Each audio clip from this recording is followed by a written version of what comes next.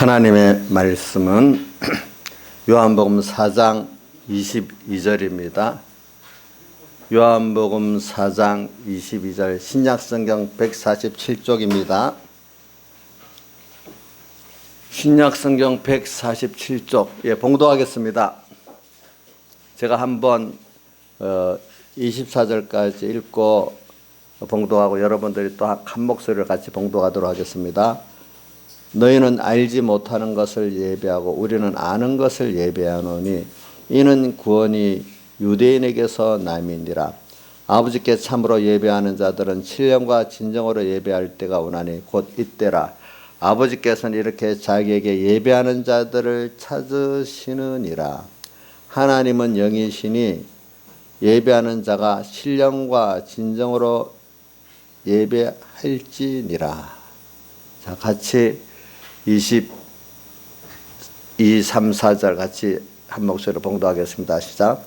너희는 알지 못하는 것을 예배하고 우리는 아는 것을 예배하노니 이는 구원이 유대인에게서 남이니라. 아버지께 참으로 예배하는 자들은 신령과 진정으로 예배할 때가 오나니 곧 이때라. 아버지께서는 이렇게 자기에게 예배하는 자들을 찾으시느니라. 하나님은 영이시니 예배하는 자가 신령과 진정으로 예배할지니라. 아멘. 자, 우리 김영애 지사님 아까 띄워주세요. 오늘 우리가 여기 22절에 보니까 예배에 대해서 말씀이 있는데 아는 예배와 모르는 예배가 있다 했습니다. 그거는 하나님을 아는 자로서 드리는 예배와 하나님의 은혜를 아는 자로서 드리는 예배를 말합니다. 또 모르는 예배는 하나님을 모르고 예배 드리는 그 예배를 모르는 예배라 이렇게 하고 있습니다. 그렇기 때문에 이 아는 예배를 드리지 못하면은 주님 받으시는 예배가 되지 않기 때문에 신령과 진정으로 예배를 드리는 이런 자를 주님은 찾는다고 했어요. 23절. 그렇기 때문에 여러분들이 하나님과 하나님의 구원의 은혜를 모르면요, 그 예배는 그만큼 주님이 받으실 수 있는 신령과 진정의 예배가 될 수가 없는 것입니다. 알겠죠? 예배가 될 수 없기 때문에 여러분들은 하나님을 아는 예배를 드리도록 하기 위해서는 성경을 배워야 됩니다. 그래서 우리가 그동안 지난주에 말라기서 1장 1절로부터 쭉 13절까지 봤지만 그들이 하나님의 사랑에 대해서 무지한 게 첫 번째 나오잖아요. 그 하나님의 사랑에 무지하기 때문에 그 다음 순서가 뭐가 나왔죠? 하나님이 받으시지 못하는 제물을 드려가지고 그 제물, 너가 드리는 그 제물이 눈 벌고 또 뭐라고 했죠? 절고 병든 거, 그 예물을 만약에 너 총독에게 주면 받겠느냐? 그들도 안 받는데 하물며 하나님이 받겠느냐? 그래서 말라기 1장 10절에 소리여 그렇기 때문에 성전문을 닫으면 좋겠다 이렇게 말했잖아요. 예배를 받기가 싫다는 말이죠. 예. 그런 거 이와 같이 오늘 우리가 하나님께서 모르면 필연적으로 그렇게 되는 겁니다. 예. 필연.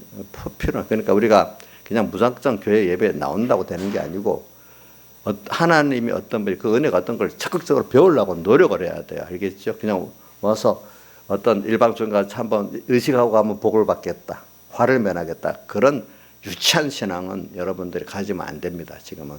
자, 그래서 오늘은 아까 오늘은 말입니다. 한번 읽어볼게요. 같이 읽어봅시다. 시작. 오늘 주일은 120명 제자들에게 주님께 같이 읽으세요. 시작. 오늘 주일은 120명의 제자들에게 주님께 약속하신 대로 성령 충만함을 받은 주일입니다. 사도행전 1장 5절에 봅시다. 시작. 요한은 물로 세례를 베풀었으나 너희는 맨날이 못되어 성령으로 세례를 받으려 하셨느니라. 그 다음 1장 8절 시작. 오직 성령이 너에게 임하시면 너희가 권능을 받고 예루살렘과 온 유대와 사마리아 땅까지 이르러 내 증인이 되리라 하시니라. 그래, 예수님이 부활하고 승천하고 난 다음에 50일 만에 제자들에게 약속하신 성령의 충만함이 왔습니다. 그래서 사도행전 1장 5절에 보면 너희들이 성령을 받기까지 예루살렘에서 기다리고 기도하라 했기 때문에 120명 제자들이 성령 받기까지 기도를 했는데 그 받은 날이 오순절이에요. 그러니까 이게 구약하고 연계하면 구약의 오순절은 어떤 날이죠?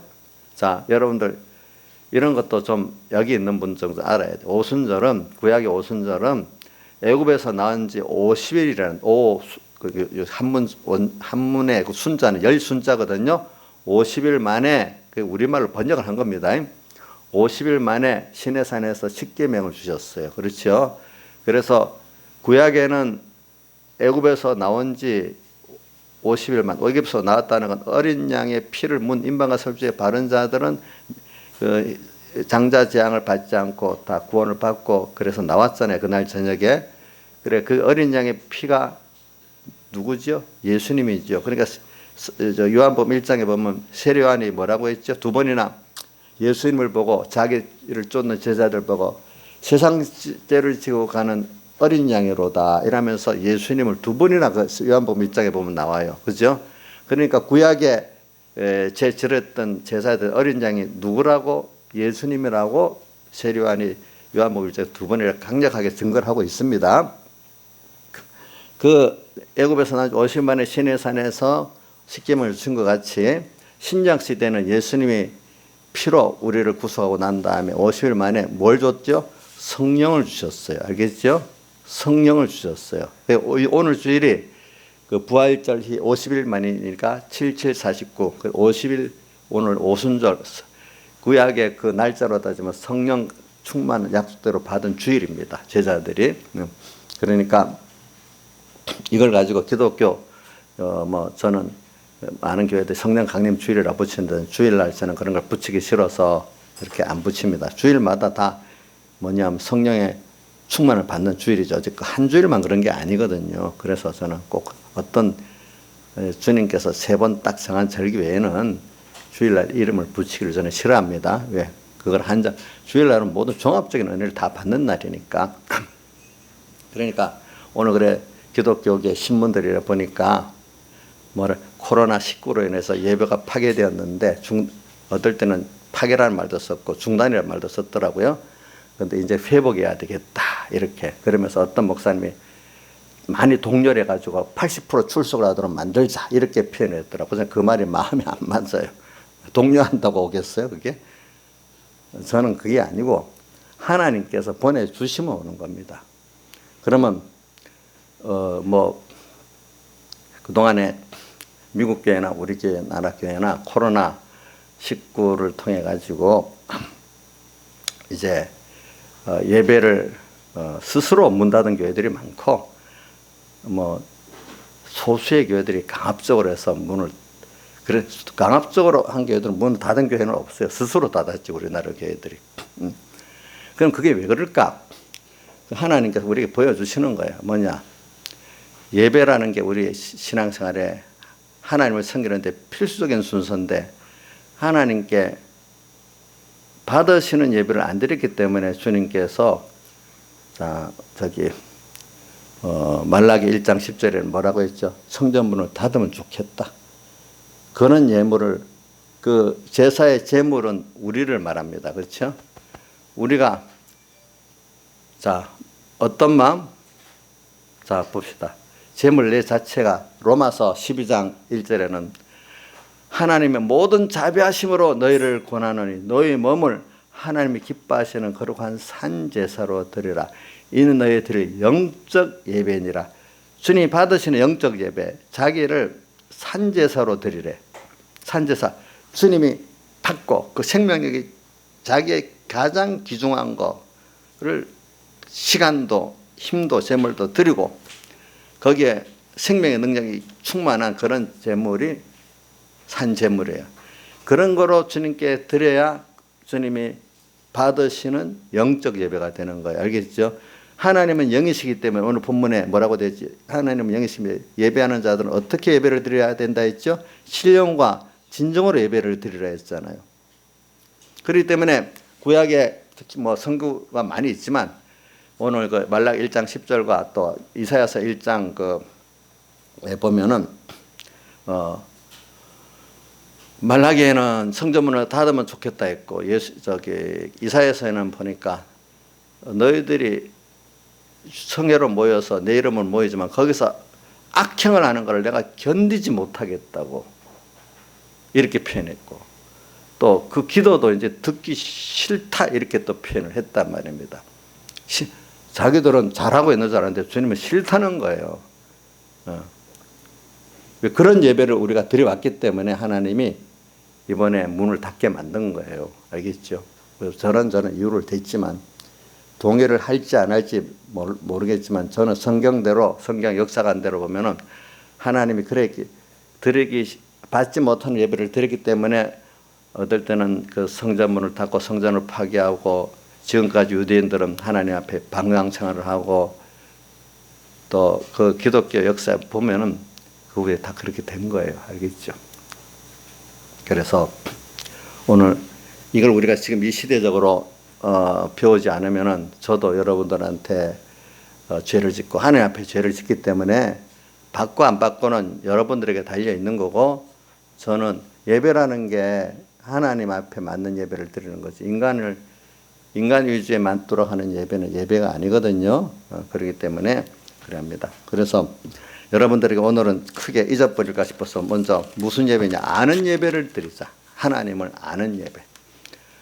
하나님을 안다는 거는 그분이 얼마나 크신 분인가 좀 비교를 해봐요. 세상 사람도 어떤 세상에 지위가 있는데 위치가 그거를 모르고 대하면 기분 나빠하잖아요. 송독에 그런 예물을 드리면 안 받잖아요. 그걸 모르고 드리는. 하나님 앞에 그런 예배를 드리면 받겠어요, 안 받겠어요? 예배당에 왔다고 다 되는 게 아니에요. 물론 믿음이 어려갖고 겨우겨우 오는 사람은 그래라도 몸이라도 오는 게 좋지요. 그러나 이 성경에 말하는 받지 않겠다는 건 벌써 하나님을 배워서 알 만큼 안 사람들을 말하는 거예요. 여기 있는 대부분의 교인들을 다 말하는 거예요. 그런 사람들이 그런 예배를 드리면 주님이 어떻게 했다고요? 받지 않겠다는 거예요. 그분을 도로 우리가 어떤 물건은 안 드리는 게, 그 서잡한 물건을 드리면 그 인격을 어떻게 모독하는 게 안 되겠습니까? 그렇죠? 여러분들은 뭐 찌끄러기라도 주면 좋겠습니까? 사람들은 안 그렇잖아요. 하물며 하나님도 뭐 여기 우리 양집사님 같은 사람 몸만 트고 오면 그래 잘했다 하겠어요? 화를 내시겠어요? 화를 내시겠지요. 예. 그런 예배를 드리고 그러면서도 모르는 거예요.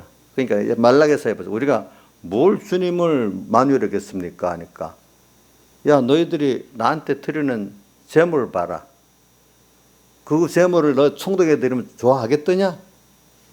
그렇게 모르는 거예요. 그렇게 무지해지면 어떻게 생각하는? 내가 한 시간 와서 예배만 드리면 가면 잘하는 줄 이렇게 착각을 하는 거예요.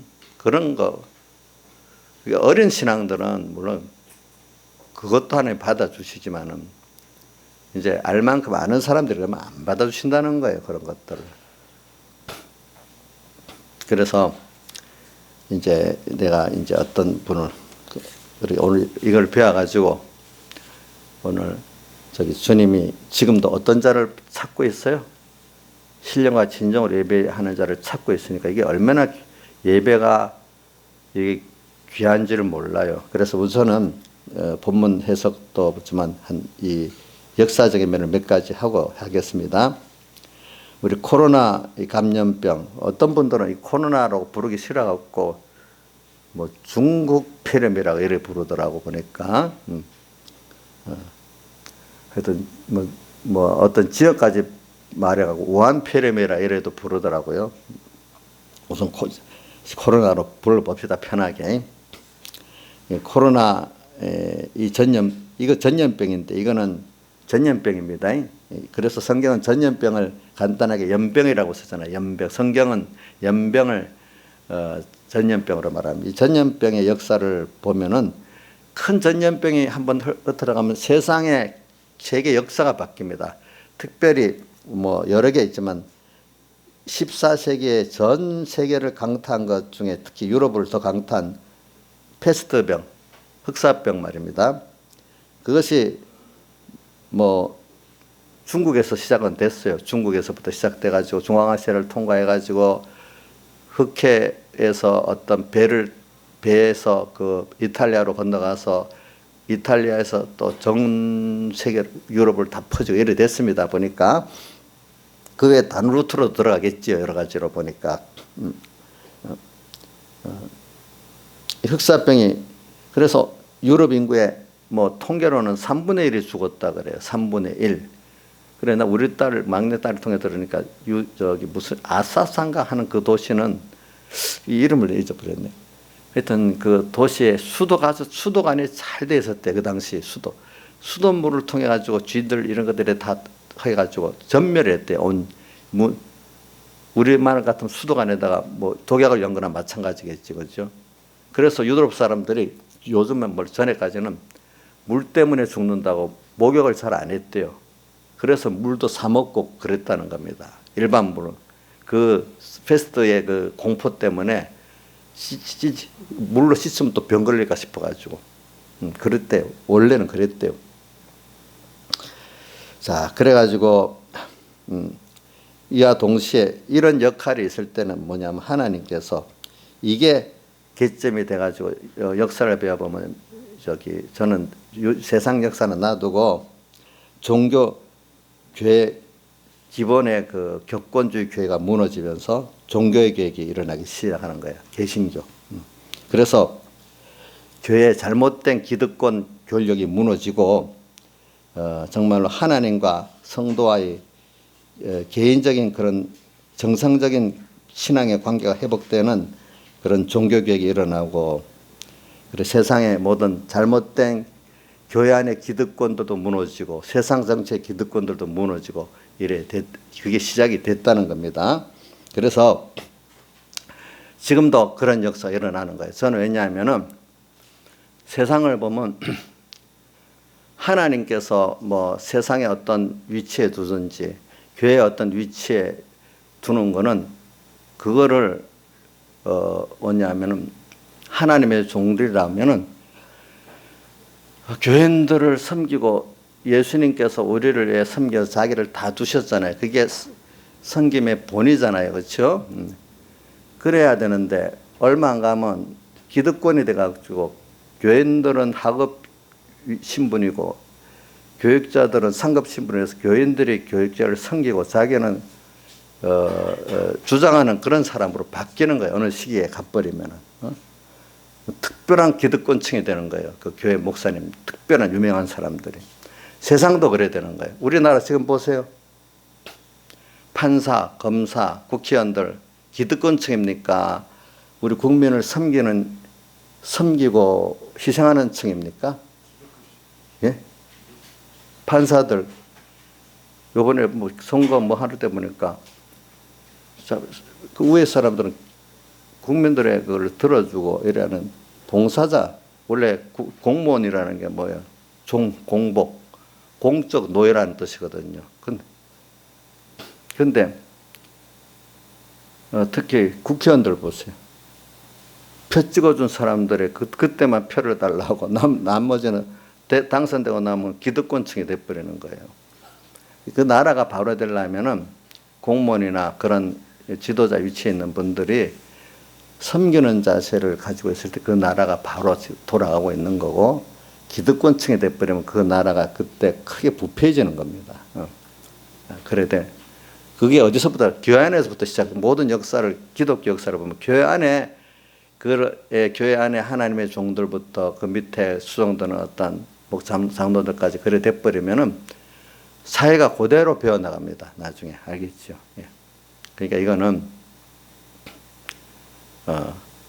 요런 것들 우리가 지금 우리 세상에 대해서 뭐라 하기 전에 교회 안에서부터 이런 것들을 회개를 해야 됩니다, 여러분들이. 그래서 유럽도 보니까 교육자들 그 중세 종교가 일어나기 전에 유럽의 명문 가문들 귀족들은 다 자식 하나는 꼭 신부를 만들려고 수도원에 보냈다 했잖아요. 그만큼 세상으로도 필요한 권력이야. 그게 교회가 기득권을 가지면 좋기 때문에 그런 거야. 그럼 그게 교회 하나님의 종들은 세상에 대해서 자기가 사명을 가지고 희생하고 섬겨야 되니까 그 자체가 그 세상적으로 힘든 일이거든요. 그게 천국 소망을 하고 사는 거니까. 근데 거기에 모든 사람이 몰려들 때는 교회 부패 극치가 됐기 때문에 그러는 거예요. 우리나라도 그랬잖아요.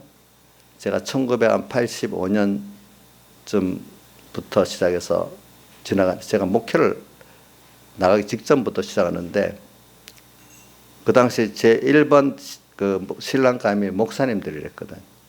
그만큼 그때는 제가 어릴 때만 해도 우리 김창수도 알지만은 우리 어머니가 내가 목회를 나가면은 너무 가난하게 살 거라고 옛날에 목회자들은 목회를 하려고 하면 희생할 생각을 하는 거예요. 알겠죠?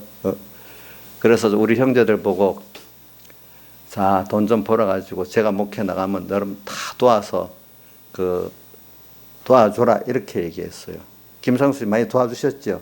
김상수가 처음에는 좀 도와줬는데 그 뒤에 욕심이 생겼는지 그 다음부터는 뭐 노하더라고.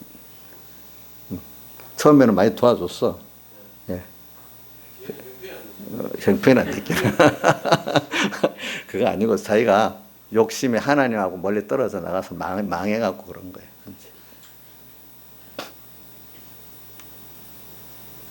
제가 그때 기억도 나. 너 지금 있을 때 어머니 집 하나 사드려라. 조금만 줘 했더니까. 뭐라고 안 사줘도 나중에 후회를 하더라고. 난 이제 후회니까 해줄 기회가 어디 있겠어. 그래서 처음에는 많이 여기 뭐 우리 조카들도 도와주고 많이 했어요.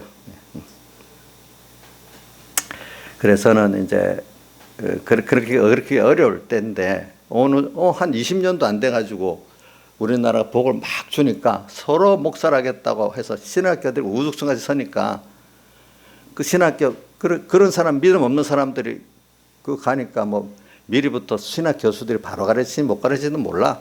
그러다 보니까 뭐 미국에서 뭐 간판만 붙이고 왔다 하면 신학 교수가 되는 거야. 근데 미국에 그때만 해도 미국은 특화돼 가지고 신신학교 잘못된 신학들이 엄청 많았거든. 원래 우리나라 선교사들이 왔을 때 그 복음을 다 가진 줄 알았는데 그 당시에 미국은 많이 속화가 돼가지고 그거 가면 대부분의 그 신학교들이 이렇게 이상한 신신학을 가르치는 신학교가 된 거예요. 그러니까 그것도 모르고 그냥 받아서 하다 보니까 뭐 그거 배워놓으니까 전부 다 그런 목사가 돼버리는 거예요, 이제. 그래서 그 당시도 우리나라의 정통 신학교에서는 미국의 웨스트민스터 신학교를 가면 알아줬어요. 웨스트민스터 신학교는 그런 게 싫어가지고 정부 인가도 안 받았어. 그래서 우리나라 교계에서는 웨스트민스터 신학교를 인정해 줬는데 거기는 박사학위를 줄 수가 없어. 국가 인정을 안 받, 그 대학 협의회 인정을 안 받았으니 미국은 국가가 하는 게 아니니까. 그러니까 그 신학교를 나오면 박사학위를 받으면 다른 신학교를 가서 박사학위를 받아야 돼. 그래도 알아주기는 웨스트민스터 신학을 나오면 제일 한국 교계에서는 알아줬어요. 알겠죠? 그래서 서영호 목사님 웨스트민스터 신학을 나왔기 때문에 그리고 또 다른 데 가서 또 박사학위도 받았기 때문에 귀국하니까 많은 사람들이 비행장에 나가서 서로 자기 교단의 교수를 모시려고 줄을 서서 기다렸어. 그때는 그 정도였어. 근데 이제 우리나라에서 간판을 좋아하니까 뭐 이전은 저런 간판을 갖고 막 따고 들어오니까 그거 좋은 교수인 줄 알고 신학교에서 해놓고 하늘 보니까 그렇게 다 배워놓으니까 지금 모르는 믿음 없는 사람이 배워두니 그대로 배우지 어떻게 되겠어. 그러니까 한국 교회들이 그때부터 가속도로 이렇게 속화가 되기 시작한 거예요. 원래 하나님의 종들이 부패해지면 교회는 100% 부패하게 돼 있거든요. 그러니까 이 교회 역사가 서로 하나님의 종이 되려고 한 그때는 벌써 그 교회에 축복을 받아갖고 이제 부패 정점에 간 때라 이게 세상 축복을 받아놓으면 사람들이 필연적으로 다 그렇게 된다는 거예요. 필연적으로. 그게 왜 유럽의 역사에도 증명이 되거든요. 그죠? 우리나라 역사에도 증명이 되잖아요. 그런 것들이. 그래 이제는 하나님이 교회를 깨끗게 해야 돼. 그래서 제가 얘기했죠. 1982년 5월 집회 때 말라기 설교를 하면서 하나님의 교회들이 좀 회개해야 된다고 했는데 그때로부터 지금 몇 년이에요? 38년이 됐는데 그 더 심해졌지. 그때보다도. 지금 얼마나 심해졌겠어요. 생각을 해보세요. 그때는 교회 안에 좌파가 들어올 수가 없었어요. 있어도 극히 부분이지 부분. 지금은 교회 안에 내가 볼 때는 한 반은 좌파 공산주의 그를 동조하는 세력 같아, 교회 안도.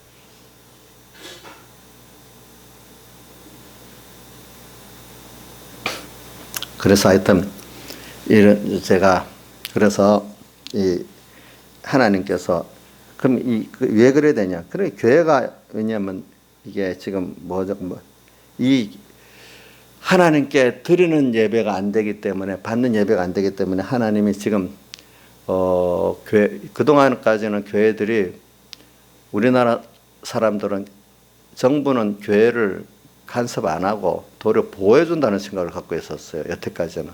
알겠죠? 왜?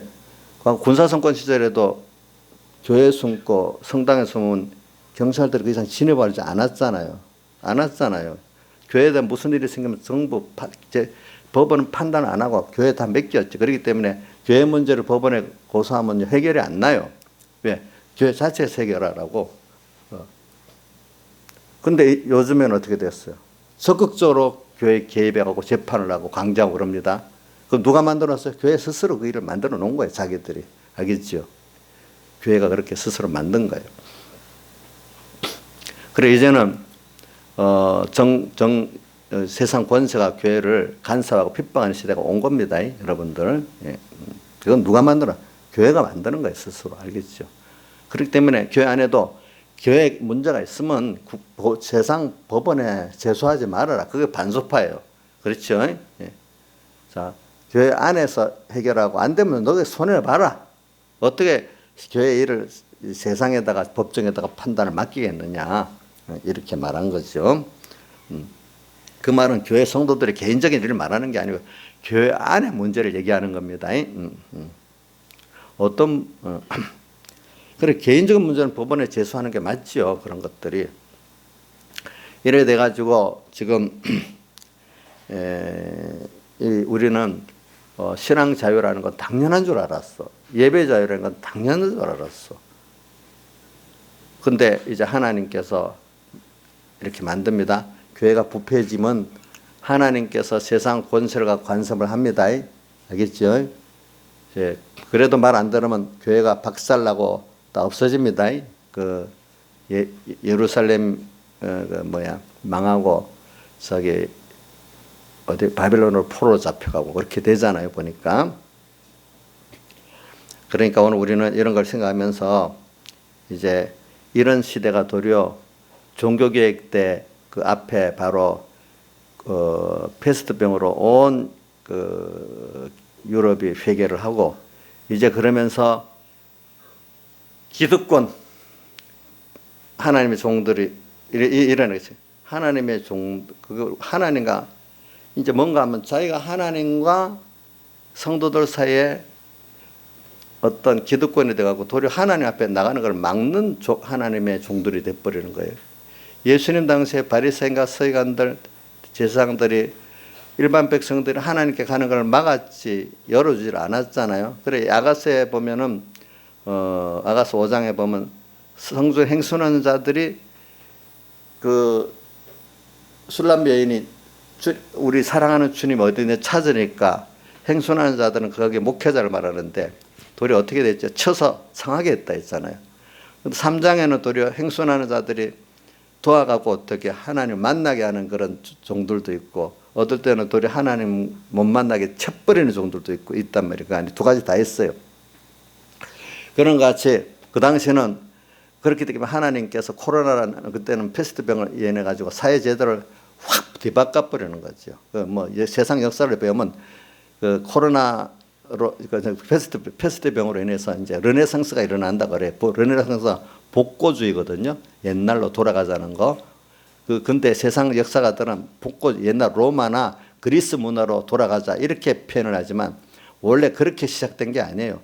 원래 초대교회 성경으로 돌아가자는 그 복고주의예요. 그게 알겠죠?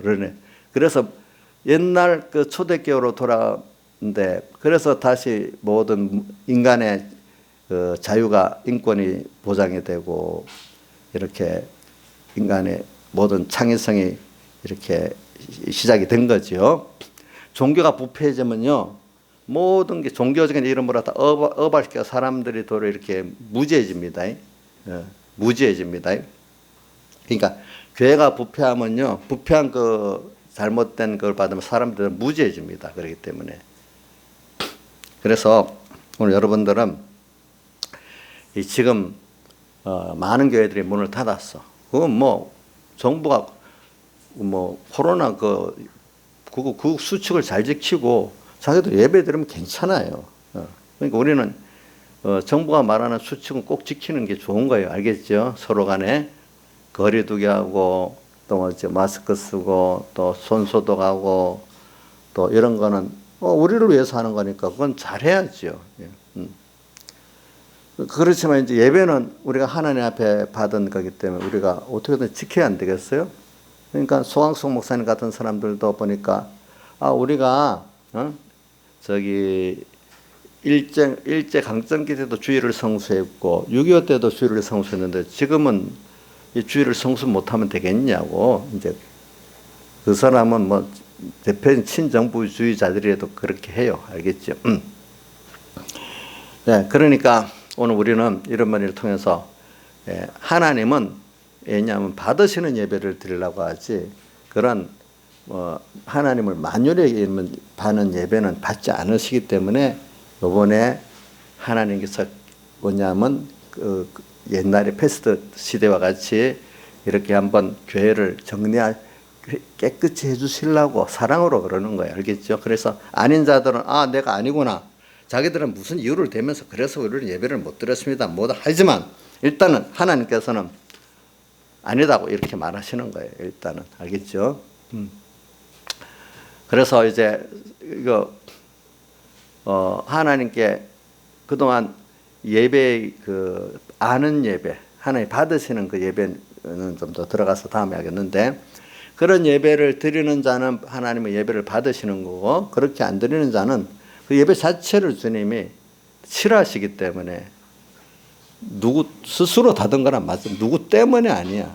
코로나 때문에 아니고 정부 때문에 아니야. 스스로 닫은 거야. 어떻게든지. 스스로 닫은 거야.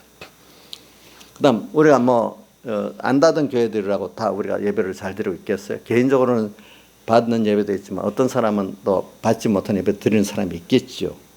그래 오늘 그런 사람은 오늘 개인적으로도 하나님 예배 시간에 오면 하나님 받지 못한 예배를 드리기 때문에 하나님이 주신 은혜를 못 받을 수 있고 생명을 못 받을 수가 있는 거예요. 그러니까 오늘 여러분들도 왔다고 다 된 거 아니에요.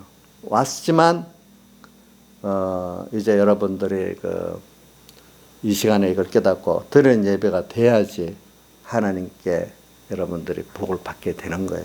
근데 오늘 요한복음 4장에 나오는 그 순서를 보면 첫 번째 예배가 나오죠. 그 앞에는 생수와 영생에 대한 말씀이 있어요.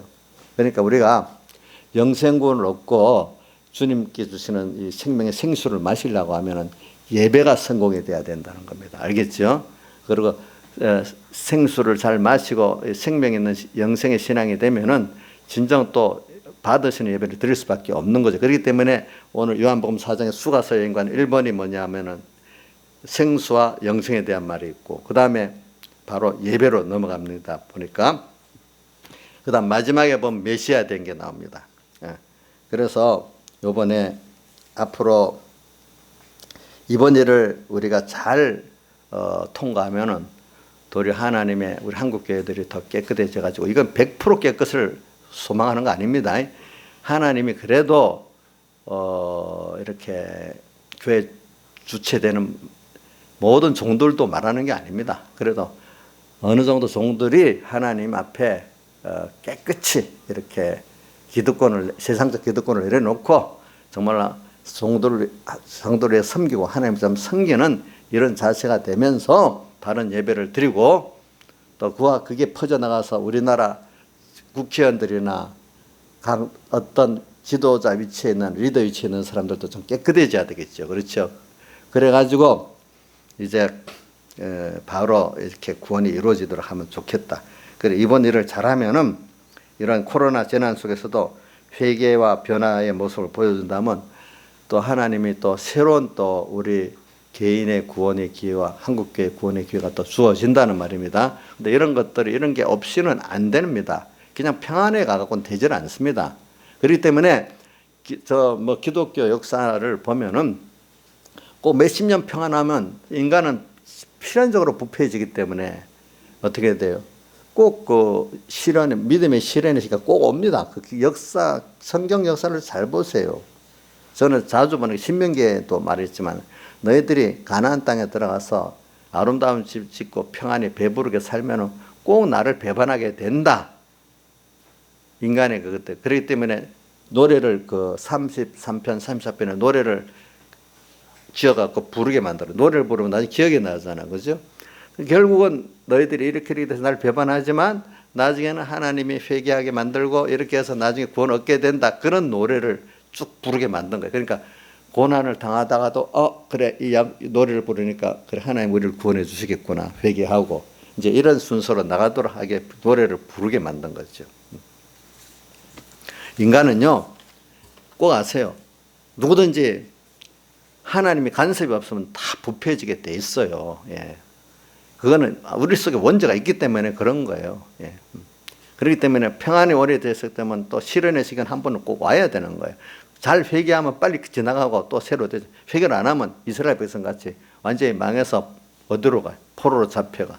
그중에 소수의 다니엘 같은 사람들이 구원을 또 얻게 되지요. 보니까. 그래 오늘 이제 우선 그 서론을 했고 본론으로 들어갑니다. 그래서 오늘 우리가 예배가 뭐냐? 예배라는 거는 시편 29편 2절에 보면은 시편 29편 2절에 나옵니다. 여호와의 이름에 합당한 영광을 돌리라. 그 다음에 거룩한 옷을 입고 여호와께 경배할지어다. 예배에 대해서 두 가지가 나옵니다. 하나는 여호와의 이름에 합당한 영광을 돌리는 게 예배고, 두 번째는 거룩한 옷을 입고 여호와께 경배하는 게 예배입니다.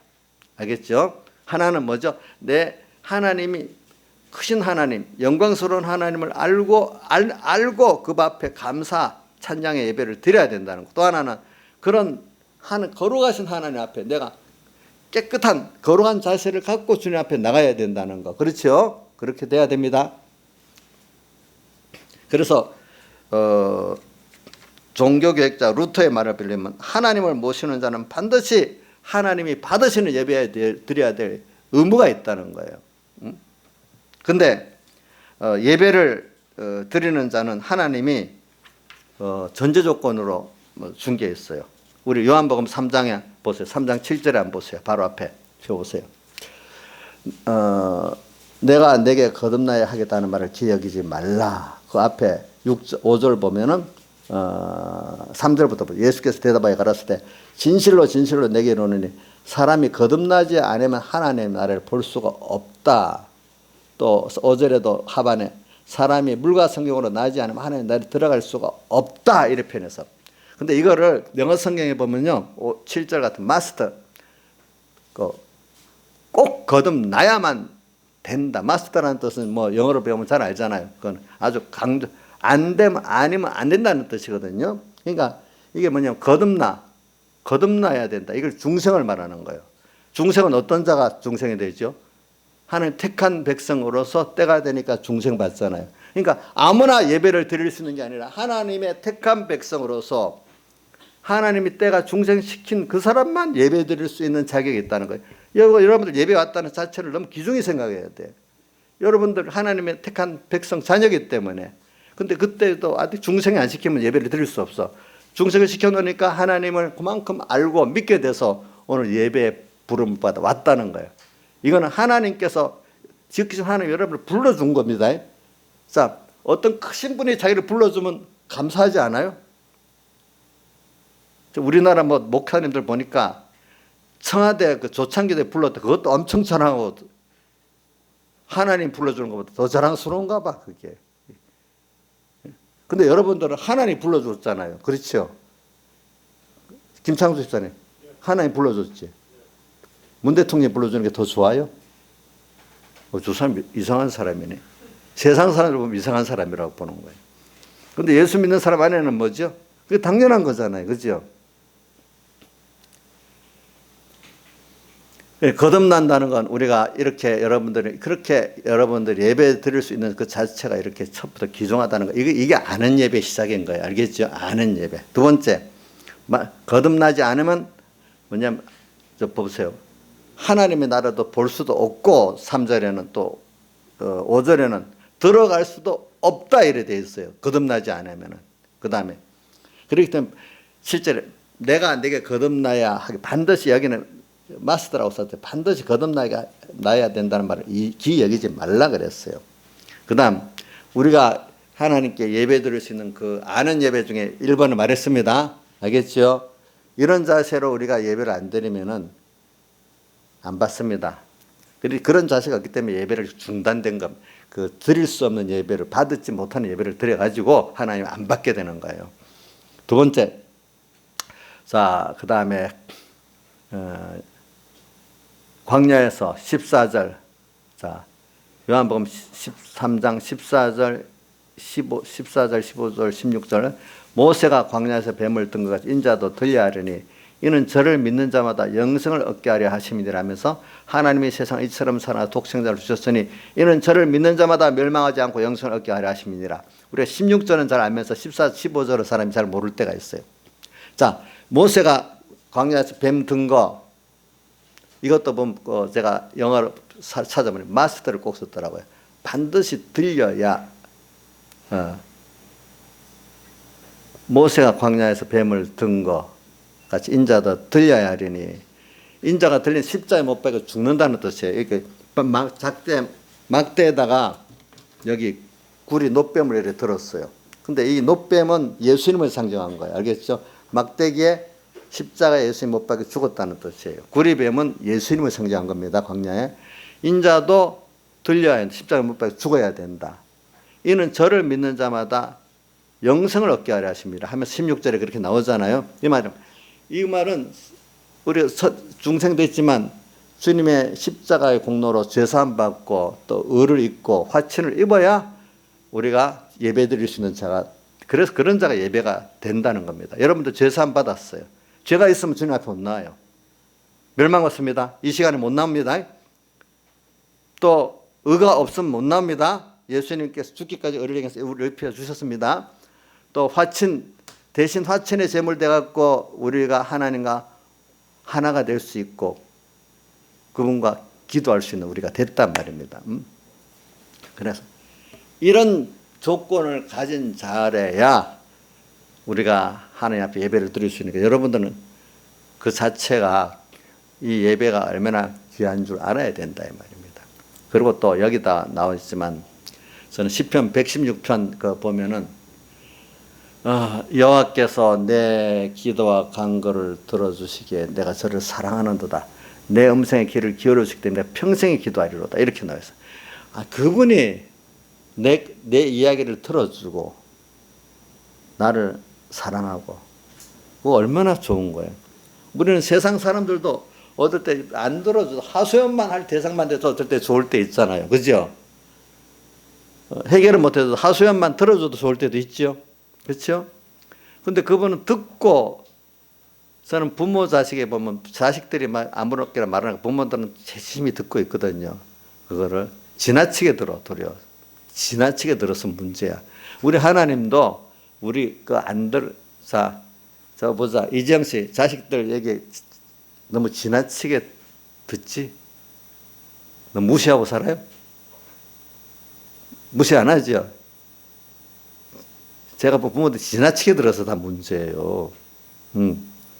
우리 하나님도 그걸 말하는 거야. 하나님도 우리가 기도한 거 안 듣는 거 다 듣고 계신데도요. 그거를 믿어야 되는데도요. 그만 이 기도는 지금 그 때를 쓰는 건 들어줄 수 없으니까 안 들어주고 그러는 거지. 그러니까 성경에 깨달은 사람들은 응답이 없는 그 자체도 응답이라 들 때 보면은 그거 다 들어주면 어떻게 되겠어? 우리 지민이 얘기 다 들어주고 있어요? 듣고는 있는데 응답은 안 할 수 있지. 그거 안 하는 게 그게 뭐지? 진짜 응답이잖아. 김영민 사님, 하나님 그 기도를 어떨 때 안 들어준 것도 있었지요? 그럼 하나님 너무 못됐어요? 어때는 지금 자기도 자식들한테 말할 때 씹는 것 같이 알면서도 마음은 탁 있지만 대답 안 하고 가만히 있을 때도 있죠. 그럼 그게 응답 아니겠어요? 그죠? 그게 응답이지.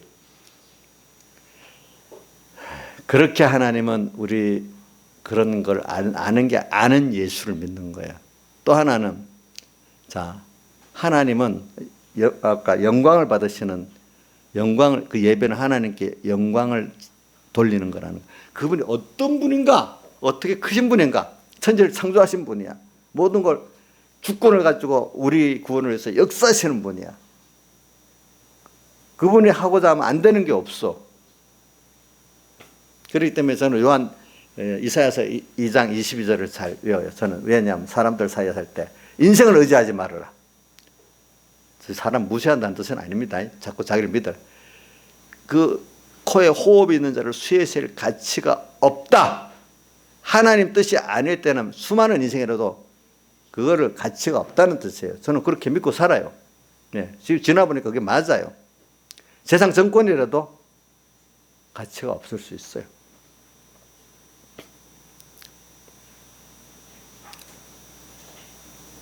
그래, 하나님은 그렇게 어떤 게 세상에 크고 두려운 게 있어요? 그걸 볼 때 하나님은 더 크고 두렵다는 걸 알아요. 그런 분들을 만드신 분이니까. 잔인해요? 세상 잔인한 사람들. 하나님은 잔인하면 그보다 더 잔인한 게 그런 사람들 하나님 만들었잖아요. 잔인한 사람들을. 하나님이 복수하시는 거 보면 성경에 얼마나 무서운지 몰라요. 신명기 28장에 나오는 거 보세요. 좀 가슴이 덜끔덜끔해요. 그런 거 보면. 실제 그렇게 하나님이 잔혹하게 이스라엘 백성들에게 하셨어요. 여러분들이 성이 포위돼 가지고 배고프니까 참 그 사람들도 독하지. 그 배고프면 좀 열고 항복하면 될 건데 항복을 안 해.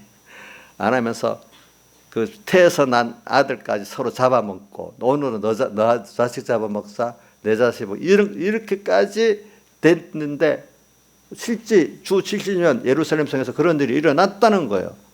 그 앞에 또 바벨론 침공 때 그런 일이 일어났다는 거예요. 보니까.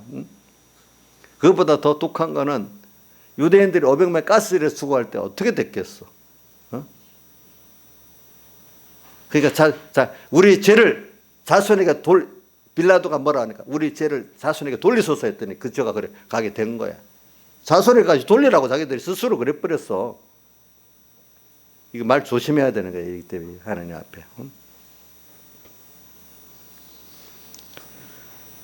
하나님은 여러분들 이렇게 그런 영광에 두려운 하나님을 알고 그분인 줄 알고 또 그런데 그런 분이 내게 은혜를 베풀기를 당신의 아들을 우리 위해서 다 내어주셔서 예수 그리스도를 세상에 가난하고 낮아지고 십자가에 못 박혀 우리 죄를 대신 죽기까지 이렇게 내어주신 큰 사랑이야.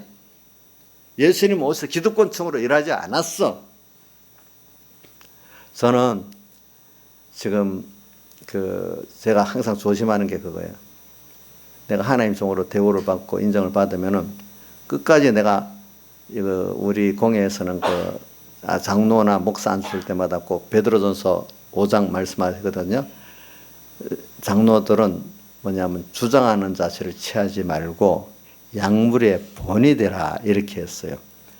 어느 정도 뭐 서면 그만 주장하는 목사 말 안 들어? 이러면서 또 교회가 군대보다도 더 이 상명하복이라고 합니다. 일반 교단에서는. 저도 뭐 원래 안 그러는데 이게 한 번씩 어떨 때 가다 보니까 우리 선배 어떤 목사님 지금 돌아가셨지만 젊은 게 좀 어른한테 들어야지. 성경대로는 말이 안 되니까 뭐 그 나이가 갖고 막 욱박질러 어떨 때는 그런 것도 있어. 이제 그래 어느 시기가 되면 이상하게 아무것도 아닌 사람이 하나님의 복을 좀 오히려 좀 기득권이 돼가지고요. 하나님의 뜻대로 하고 이 목회자라는 게 예수님을 본을 받아갖고 그 약물의 본이 되고 섬기고 그 천국은 예수님이 직접 어린아이를 이렇게 갖다 세우면 천국은 큰 자가 작은 자를 어떻게 섬기는 곳이라 했잖아요. 그죠? 맞지요? 섬기는 곳이 예수님이 그 섬기는 본을 또 보여주셨잖아요. 그렇죠? 네. 자, 원래 왜 그 사람은 그렇게 하죠? 하나님의 은혜를 특별히 하나님 좀 너무 더 많이 입었기 때문에. 먼저 예수님께서 나를 위해서 어떻게 사랑하고 희생하셨나 그 은혜를 알면은 로마서 1장 14절에 나오죠. 헬라인이나 야만이나 어리석은 자에게 내가 다 빚진 자라. 헬라인은 그때 지혜 있는 자고 또 이방인들은 야만인이고 이래 그때 그렇게 표현했거든요. 그런 모든 자에게 빚을 졌대 바울이. 왜? 예수님께 빚진 게 너무 많아가지고 너는 주님께 빚진 것만 갖고 모든 사람에게 너 생명과 너 전부를 다 드리기까지 해야 되는데 그래도 빚을 못 갚는데 빚진 감을 갖고 주님께 받은 은혜가 너무 큼을 알면 은혜를 알면은 모든 사람이 빚을 질 수밖에 없기 때문에 주님 때문에 성제들을 섬기게 되지 기득권 주장을 안 하게 된단 말이야. 내가 예수 믿어가지고 뭐 하나님 종이 돼가지고 내가 뭐 어떤 위치에 서고 그 목회 성공하고 이렇게 할 생각은 안 한다 이 말이야 보니까. 응? 여러분들 잘 생각하셔야 돼요. 자, 우리 이인자 집사님 엄마가 되고 진정한 부모가 되면 자식들을 위해서 섬기고 희생하지. 그게 뭐 설라고 안 하겠죠. 그 정상적인 사람 같은 그렇게 되지 않겠어. 오늘 그 가정이 좀 그래도 순수한 사랑의 모형인 것 같이 이 교회도 우리가 그런 거예요, 그죠? 그러니까 목회자들이 그렇게 하는 이유는 목회자의 사명보다도 자기가 먼저 받은 은혜를 어떻게 알면은 빚진감이 돼갖고 자기 맡긴 양떼들 이렇게 할 수밖에 없는 거예요, 그게. 그걸 모르니까 하나님께 대해 무죄버리니까 주장하는 자세를 취하고, 지금 우리나라 세상 지도자들이 보면 어느새 그만 자기들은 상층민이고 일반 국민들은 사층민이야. 그래서 자기들을 섬겨야 돼. 선거할 때 뭐 할 때만 섬기겠다 해놓고 당선만 되고 나면 180도 달라져. 원래 공직자들은 섬기는 거예요. 섬기는 거. 여러분들이 권세는요. 자기가 사용할 때 써야 돼. 저도 어떤 그동안 요즘은 내가 그런 일을 젊을 때는 이 공예 일을 한다고 뭐 관청도 많이 나가보고 검찰도 만나보고 해서 아는데 그 사람들은요. 내가 가진 권리를 주장해야지 알지. 그냥 있으면 우리 확 눈치 딱 깔봅니다. 제가 그건 느끼고서 알거든요. 옛날부터 내가 국민의 권리로서 어떤 자리를 가지고 검사한테도 딱 따지고 또 그 뭐 수사과정도 따지고 공무원도 따지면 처음에는 좀 겸손하게 해요. 어떤 사람은 알아서 하는 사람도 있어요. 그런데 어떤 분들은 꼭 그걸 권리를 주장해야만 또 해주는 사람들이 있어요. 그렇기 때문에 옛날부터 선진국 국민들은 자기 권리를 주장할 줄 알아야 된다는 거예요. 알겠죠? 예. 주장을 해야 돼. 너희들은 종이다. 강하게 주장하면 사실은 그게 맞거든요. 그러니까 그때는 움츠러들어요. 근데 모르고 있으면 지가 주인같이 뭐 명령식으로 해요. 꼭 공무원들은 그래요. 그 버릇을 들여야 돼. 우리 국민들이 끼어서 살아야 돼. 그런 것들은. 응? 제가 몇 번 해봐서 그건 알아요. 뭐 저는 어떨 때 예를 들면 제가 어떤 무슨 공예일로 어디 갔는데 나를 갑자기 그 목사님을 따지고 나오니까 나를 경찰들 둘이 딱 임의동행같이 붙잡고 나가는 거예요. 파출소까지 끌고 나가는 거예요. 그래서 그때는 기죽으면 안 돼. 그럼 너 수사과장한테 전화해라. 내 뭐 때문에 임의동행하냐? 당신 근거가 어딨냐? 내가 당신 도로 위에 상부에 고발한다. 하니까 금방 탁 풀어주는 거야. 사과하고. 사람들이 그런 거야, 그게. 저 남해 가서 수사과장한테도 내가 그렇게 미리 딱 대니까 그 자리에 빌더라고, 나한테도. 이런 세상이라는 게, 권세라는 게 그런 거예요. 원래 수용되는 데인데 이게 어떤 기득권으로 가는 거예요. 그게 교회 안에서부터 그래야 되는 거예요. 알겠죠? 하나님 종들이 섬기는 자세입니다. 종들은. 알겠죠? 물론 목사의 권위가 있긴 있어야지. 그 권위는 내가 사랑하고 희생함으로 얻어지는 거지. 내가 아빠야, 내가 남편이야, 무조건 이러면 남편 권세가 없어지지요. 압박 권세가 없어지죠. 그죠? 정말로 본을 보이면서 해야 되지 않겠어요. 그죠? 그래서 저는 내가 뭐 이렇게 그런 권세를 안 부려도 내가 희생하고 섬기면서 내가 좀 무시를 당해도 그게 더 낫다 싶어가지고 가르치죠. 잔소리. 그러면 안 된다고. 그래도 내가 손해보는 게 전체적으로 낫다. 권위주의 안 되는 게. 목사님 권위가 있어야지. 그런 권위는 조직적인 권위는 안 가지려고 그래요. 여러분들이 감동해서 하는 그걸 원하는 거죠. 그래서 우리 교인 중에 버릇이 없는 사람도 있긴 있어요. 그래도 내가 버릇 없는 것만 또 잔소리를 하긴 해요. 그걸 가르치기 위해 가지고. 그래. 지금, 지금 시간이 이래 됐네. 그래, 드리는 예배 때문에 이래 했습니다. 그래. 우리 예배 앞에 하나님께 지금 어떤 예배를 드려야 되는가? 영광된 예배. 그죠? 또 하나는, 하나는 깨끗한 예배를 드려야 돼. 내 자신이, 하나님은 너무 거룩한 자인데, 내가 깨끗한, 내 자신이 어떤 겸손한 마음을 가지고, 그죠?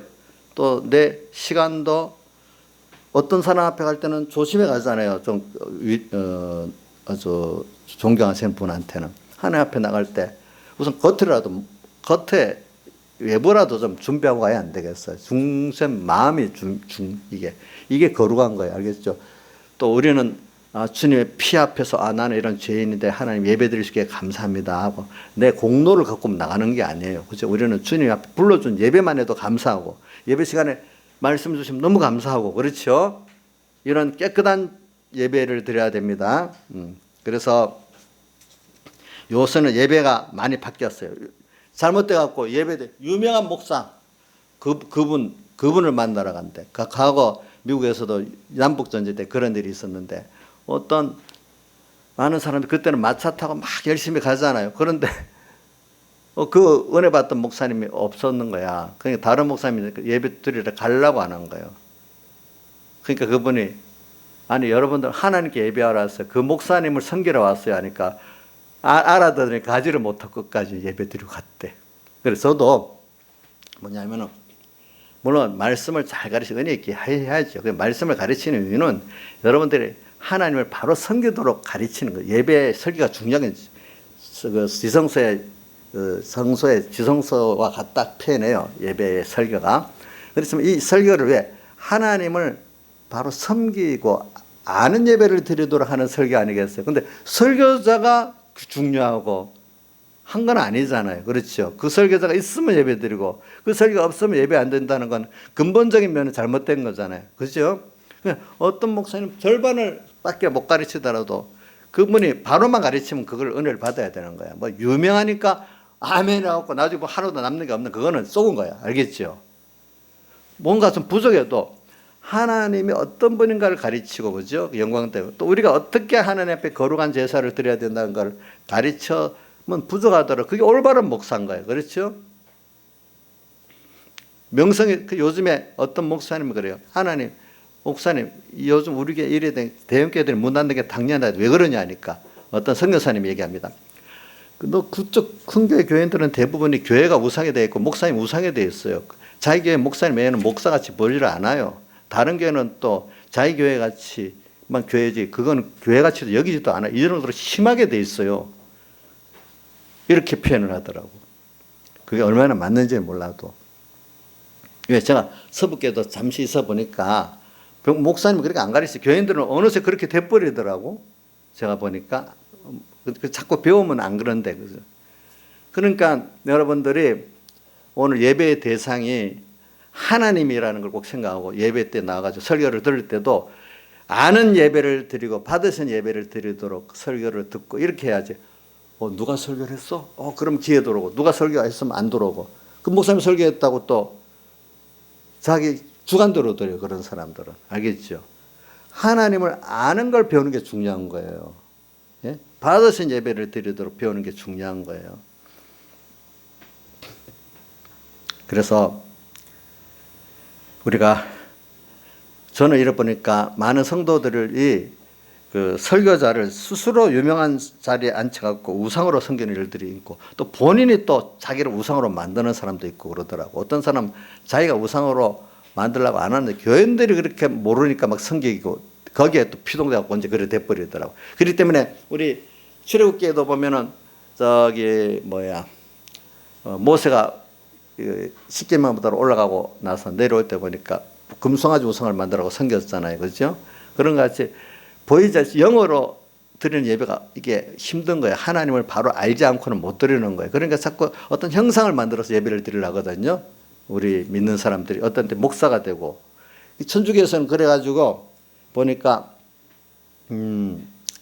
성모상 또 성화상 때문에 기독교 공예라는 게 700 몇십 년 콘스탄티노플 공예에서 성화 제자들이라든지 유력한 성인들의 성화를 그려서 섬기는 걸 금했어요. 존중하는 걸 금했어요. 근데 그 뒤에 한 4, 50년대 또 니케아 공예에서 뒤집어졌어요. 이제 성화를 만들어 섬기는 것도 성경적이다 이렇게 또 결정이 난 거예요. 그래갖고 지금 천주교에서는 제자들 성화를 만들고 해서 섬기고 있는 거예요, 그게. 근데 그게 기독교는 그것 때문에 논쟁이 많았어요. 그러니까 개혁교회에서는 그게 우상이라고 전혀 성화 같은 거를 만들고 섬기지 않도록 하잖아요. 근데 어느새 교회들도 어느새 보면 여기 어느 교회에 가면 여기 예수님 그려놓고 뭐 그려놓고 그 많이 어느새 그렇게 돼버렸어요. 그리고 또 그렇게 안 되도록 하려고 목회자들은 그 어떤 평상복을 입고 설교하도록 했지, 그런 가운이나 의식복을 입지 못하도록 했어. 그래서 옛날 성복 논쟁이라는 것도 있어. 근데 제가 어릴 때는 보면 목사님들이 다 평상복 입고 설교했는데 어느 시기 때부터 가운 입고 설교하기 시작이 바꿔지더라고 보니까. 그게 벌써 속화돼 나가는 거예요. 벌써 예배 근본이 훼손되기 시작하는 거예요. 그리고 우리 어릴 때는 분명히 예배당이라고 했는데 어느 시기 때부터 성전이라고 바뀌더라고요. 성경의 성전은 주님과 우리 자신이 성전이지 예배당이라고 하거든요. 벌써 그것부터 또 바뀌어지기 시작하더라고요. 뭔가 이렇게 보이는 어떤 것들을 권위 있게 만들지 보이지 않는 하나님을 향해서 나가는 게 점점 흐려지면서 자꾸 눈에 보이는 어떤 것 위주로 가게 되는 거예요. 예배까지도 어떻게 되는 거 하니까 예배 전에는 말씀 위주가 되는데 지금 요번에 교역을 하면서 어떤 분이 이렇게 해놨더라고요. 이 칼빈 신학교 통장에 적어놓은 건데 어제 요번 금주간지 이제 이렇게 돼 있네요. 보니까 적지 않은 교회들이 요즘에는 예배가 성경에서 말하는 예배를 드리는 교회가 찾아보기 힘들어졌대. 그래 교회도 이제는 거의 포스트 모더니즘적 예배 현상을 가지게 돼요. 포스트 모더니즘이라는 거는 어떤 규칙이 없고 지 맘대로. 포스트 모더니즘은 그거거든요. 그러니까 이 교회가 저렇게 하면 저렇게 아무 때나 예배 드리는 교회가 돼버렸다는 거예요, 이제는. 그러면서 이제 성경에서 제시하는 예배를 드려야 되는데 이제 어떻게 되는가 하니까 말씀과는 멀어지고 말씀보다는 신유, 병치유, 말씀보다는 축사, 말씀보다는 자기 인간 기쁨을 지나치게 경배와 찬양도 좋은데 인간을 기쁘게 하는 경배와 찬양이 되고 말씀보다는 교제, 성도의 교제에 더 중점을 두고 이러면서 자꾸 말씀의 자리를 밀려 놔버린다는 거예요. 그래서 이제 인터넷 예배가 많이 활성화되면 많이 독자를 끌어야 되니까 흥미를 유발하는 예배가 많이 되면서 그냥 설교 시간은 굉장히 줄어들게 된다는 거예요. 나중에 보니까. 그래서 하나님을 기쁘게 하는 예배로 방향이 전환이 좀 절실하다는 거예요. 그래 말씀을 전하는 사역자들은 거의 없어지고 죽어가고 있다. 말씀 중심의 예배로 돌아가야 된다. 그래 말씀 중심의 예배면 뭡니까? 지겹다. 어떻게든지 말씀을 들어 깨달아서 믿어야 되는데 그 선을 못 넘어버리면 교회는 속화되기 시작하는 거예요. 하나님 받지 않는 예배가 되는 거예요. 자기들끼리 예배가 되는 거지요. 그죠? 인간의 예배가 되는 거지. 하나님께 받으시는 예배는 왜냐? 하나님이 어떤 크신 분이고 영화로운 분이니까 배우고 그분의 은혜를 배워가지고 당연히 내가 깨끗한 도를 오늘 하나님 앞에 감사하고 또 하나님을 배워서 또 그 은혜를 배우고 크심을 배우고 또 한번 겸손해지고 또 찬양하고 이렇게 계속 나가는 예배가 돼서 그게 생활의 예배 속에도 이렇게 돼야지 되는데 그 시간이 인간들의 그 비율을 맞추는 그 중심으로 점점 나가면 그 예배를 하나님 받겠냐 이거예요. 못 받겠지. 그러니까 그 재물이 어떤 재물이 되겠지. 병든 재물, 저는 재물 이런 거니까 못 받는다는 거지 하나님께서. 그래서 이제 이걸 이번에 회개하라고 하나님이 그런 걸 준 거니까 여러분들이 조심해야 되는 거예요. 그래서 미국도 이 문제가 똑같이 일어난 거죠. 미국은 남동부주하고 뭐 오데오 주변의 교회들이 신앙이 좋다 하더라고요. 이번 코로나 시대 때도 그 주지사 쪽에서는 드리지 말라고 해도 자기들 예배드리다 문제가 터지고 했잖아요. 그래도 뭐 그 강행했다고 벌금을 내고 뭐 한 번 구속했다가 몇 시간 만에 풀어주고 이래야지. 우리나라 같이 그래는 안 해요. 그러니까 트럼프가 주지사들에게 말하는 거예요.